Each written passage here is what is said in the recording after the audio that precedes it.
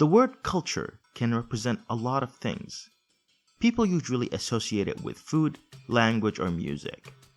But is there a good culture and a bad culture? You can never really answer this question. However, in brief moments in history, cultures clash with one another, and some interesting things happen.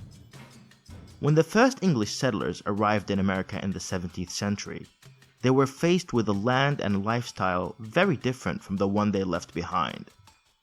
They were used to a more European lifestyle, while the natives lived in tents and hunted with bows and arrows. And like all good settlers, they decided to establish a culture that they can live in. And they did it so well that by the 19th century, large cities such as Chicago and New York had skyscrapers, while the native tribes still rely on hunting and gathering. You'd think this clash of cultures would lead to more natives adapting the Western lifestyle and moving to the cities, but that wasn't the case.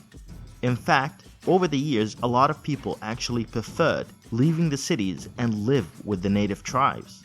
Even the Americans who had been captured by natives wanted nothing more than to continue living with the tribe that had taken them prisoners and refused to be saved. This phenomenon baffled a lot of researchers. You see, back then, natives were seen as barbaric, violent, and primitive people, but this clearly proved them wrong. There has to be something in their culture that draw people into it. Researchers attributed this to various reasons, such as the higher level of sexual freedom, and hunting, which was considered to be work, was a festive and social activity. But most importantly, they have very strong social bonds and very little regard to wealth, where each member only owns what they can carry whenever the tribe decides to move.